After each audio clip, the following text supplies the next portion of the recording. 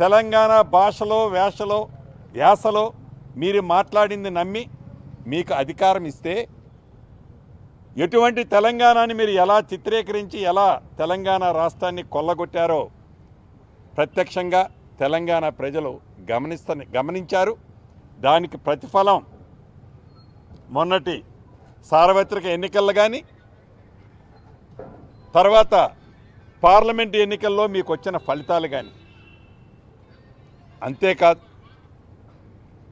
అంతేకాదు ఏ తెలంగాణ రాష్ట్రంలో మంచి జరుగుద్దని తెలంగాణ ప్రజలు ఇందిరమ్మ రాజ్యాన్ని ఇస్తే మీరు మంచి సూచనలు చేస్తారు అని తాపత్రయపడ్డాం. అసెంబ్లీకి వచ్చి మంచి సలహాలు ఇస్తారని ఎదురు చూసాం. 15 నెలలు తెలంగాణ రాష్ట్రంలో ఇందిరమ్మ ప్రభుత్వం వచ్చిన తర్వాత 5-6 పర్యాయాలు అసెంబ్లీలు జరిగినా ఏ ఒక్క పొద్దు ప్రేక్షకుడిలాగా 2 పర్యాయాలు నాకు తెలిసి మీరు అసెంబ్లీకి వచ్చారు. ఒకటి బడ్జెట్ పోయినసారి ప్రవేశపెట్టినప్పుడు, మళ్ళీ మొన్న ప్రవేశపెట్టినప్పుడు 2 సార్లు మీరు అసెంబ్లీకి వచ్చారు తప్ప మీ అనుభవాన్ని, మీ జ్ఞానాన్ని, మీకు 80,000 పుస్తకాలు చదివితే ఉన్న అపారమైన తెలివితేటలని తెలంగాణ ప్రజలకు వివరిస్తారా అని దాంట్లో అసెంబ్లీ సాక్షిగా చెప్తారనుకున్నాం. కానీ మీరు అసెంబ్లీకే రాలే. మీరు ముఖ్యమంత్రిగా ఉన్నప్పుడు కూడా ఏనాడు సెక్రటేరియట్ అన్నా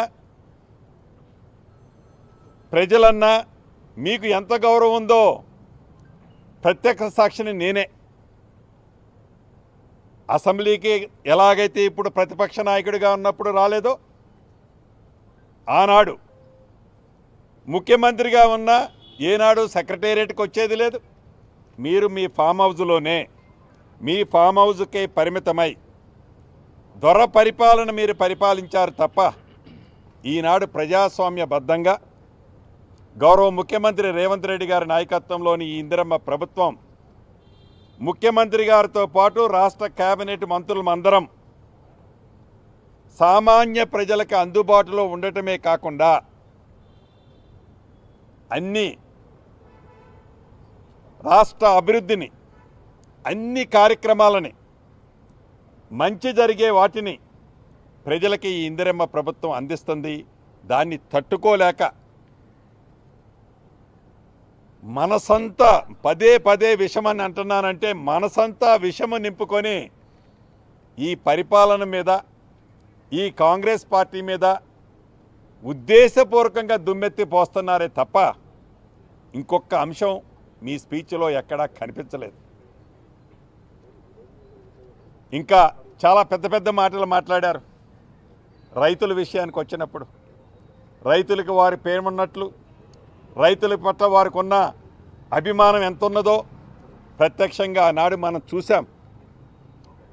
ఒరేస్తే ఉరే అని చెప్పింది కాంగ్రెస్ ప్రభుత్వం కాదు, గౌరవ ఆనాటి ముఖ్యమంత్రి గారు.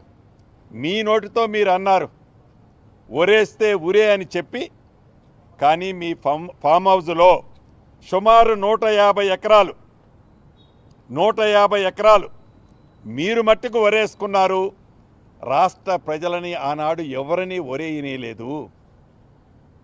మీరు పండించిన పంట క్వింటాల్కి